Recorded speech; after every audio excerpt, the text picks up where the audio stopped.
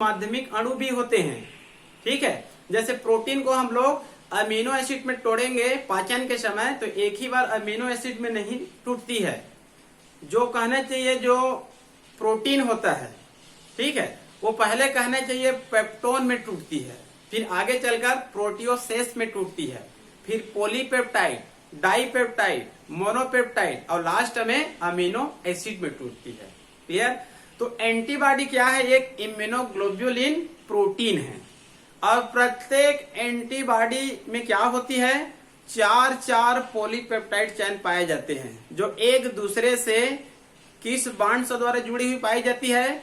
Die sulphide bond से द्वारा जुड़ी हुई पाई जाती है। जो चार कहने चाहिए चार पॉलीपेप्टाइड चेन पाए जाते हैं एक दूसरे से, मतलब वो डाई सल्फाइड बांड से द्वारा जुड़ी हुई पाई जाती है। क्लियर? और ये कहने चाहिए इसमें जो पॉलीपेप्टाइड चेन होती है, ठीक है, उसको इस रूप में व्यक्त किया जाता है L2H2। इसमें जो चार पॉलीपेप्टाइड चेन होती है वो एक दूसरे से डाइसल्फाइड बांड के द्वारा तो जुड़ी हुई पाई जाती है। ठीक है, और इनको किस रूप में व्यक्त किया जाता है? L2H2, मतलब हैवी चेन और लाइट चेन, भारी चेन और हल्की चेन।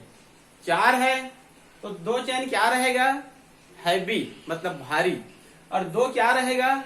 लाइट मतलब हल्की। इसको शॉर्टकट रूप में यही व्यक्त किया जाता है L2H2। ये भारी है, तो भारी है तो इसमें अमीनो एसिड की संख्या क्या रहेगा? अधिक रहेगा। ठीक है जी, भारी चेन में अमीनो एसिड की संख्या क्या रहेगा? अधिक। और जो लाइट चेन है, हल्की चेन है, इसमें अमीनो एसिड की संख्या क्या रहेगा? कम रहेगा।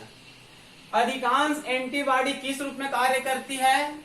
मोनोमर, मतलब एकलक के रूप में कार्य करती है, मतलब इनका एक छत्र राज होता है। क्लियर? और एंटीबॉडी में जो पॉलीपेप्टाइड चेन होती है, एंटीबॉडी में जो पॉलीपेप्टाइड चेन होती है वो एक कहना चाहिए वाई आकार का कहना चाहिए क्या बनाती है? एक संरचना बनाती है। जो एंटीबॉडी होती है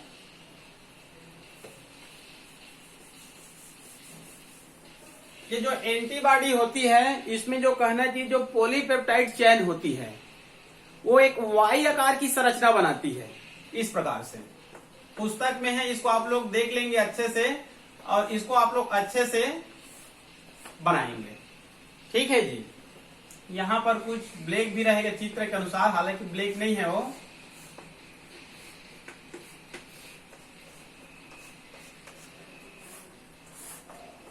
इस प्रकार से कहना चाहिए वाई आकार की एक संरचना बनाती है। तो जो वाई आकार की संरचना बनाती है एंटीबॉडी का पॉलीपेप्टाइड वाई आकार की एक संरचना बनाती है। तो वाई आकार की संरचना में ये निचली भुजा है। ये निचली भुजा कहना चाहिए केवल किससे बनी होती है? हैवी चेन से बनी होती है।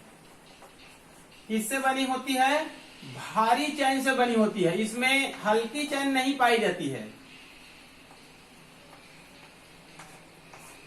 वाई आकार की संरचना बनाती है, उसकी जो निचली भुजा होती है वाई आकार की, इसमें केवल कहना चाहिए हैवी चेन ही पाई जाती है, मतलब भारी चेन ही पाई जाती है। लेकिन इस वाई आकार की संरचना में ऊपर की तरफ और दो कहने चाहिए भुजा होती है, ये एक भुजा और ये दूसरा भुजा।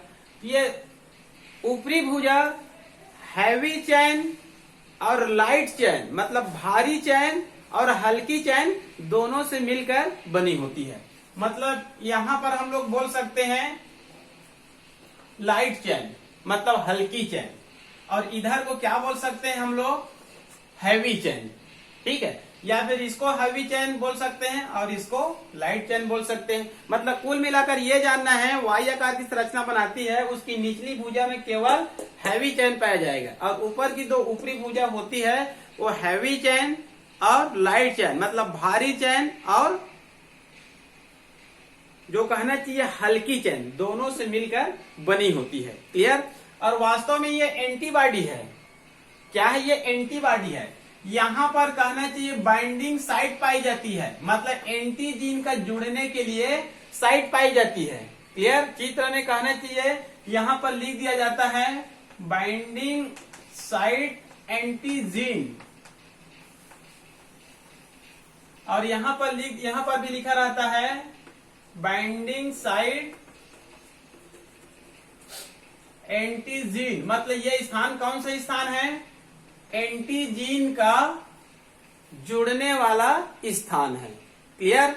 आपके पुस्तक में एक और चित्र दिया गया होगा, जैसे कि मान लो ये है, ये कहना चाहिए क्या है, ये एंटीबॉडी है।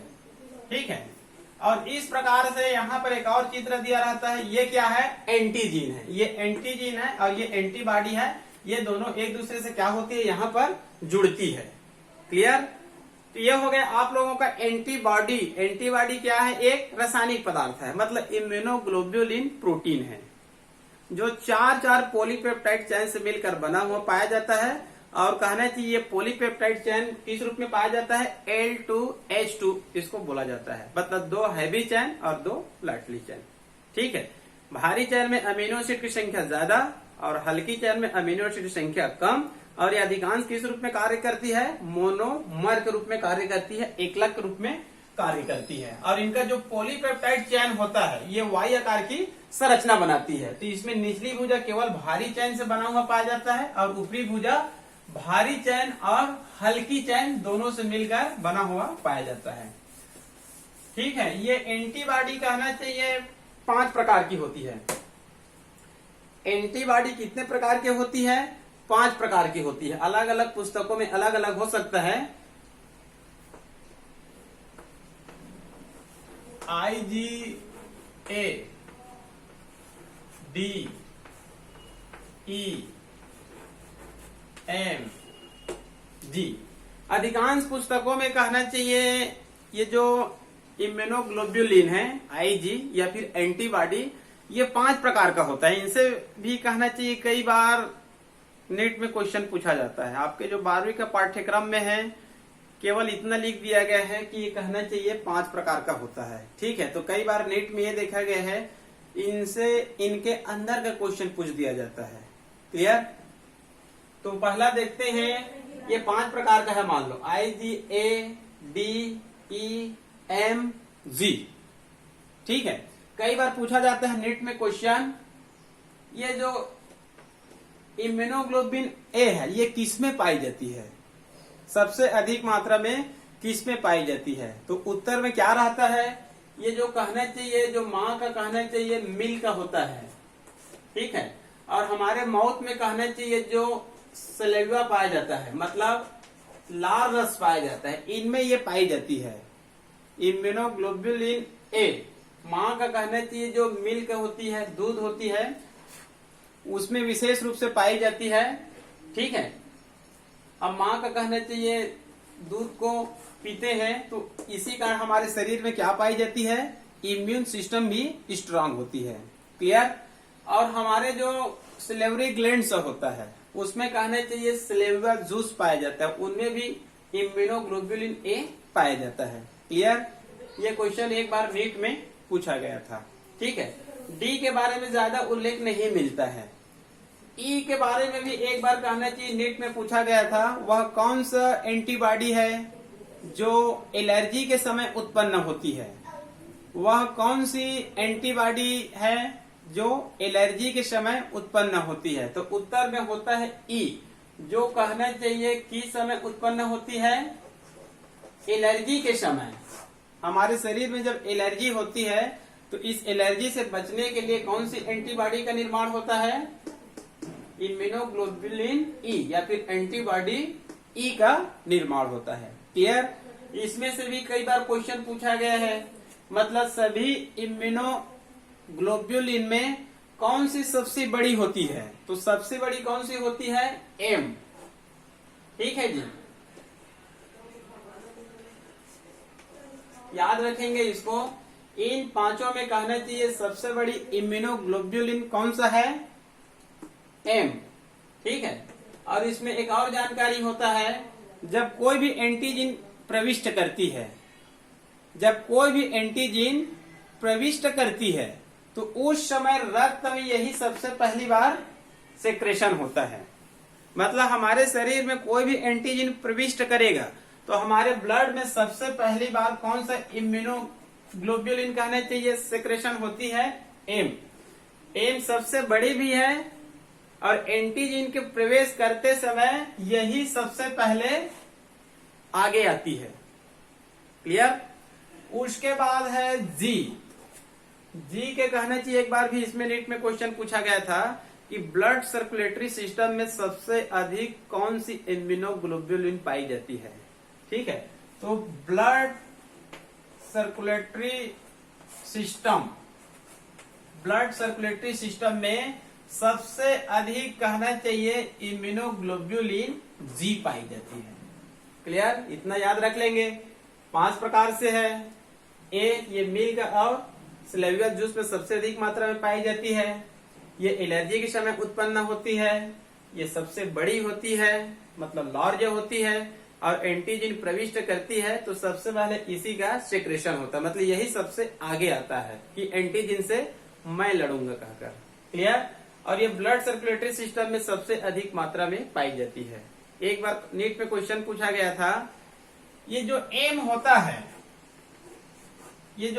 होता है लगभग 5 से मिलकर बना रहता है। मतलब क्वेश्चन में यह था कि वह कौन सा इम्यूनोग्लोब्युलिन है जो 5 प्रकार से मिलकर बना होता है, तो उत्तर में यही था, एम इम्यूनोग्लोब्युलिन।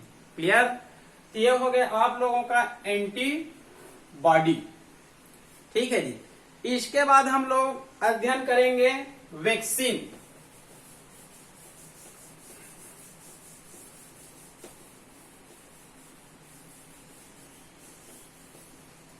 इसके बाद हम लोग आगे अध्ययन करेंगे वैक्सीन का, टीकाकरण का। क्लियर? उससे पहले हम लोग थोड़ा सा 1 मिनट का ब्रेक लेते हैं, उसके बाद तुरंत इसका अध्ययन करेंगे। ठीक है जी।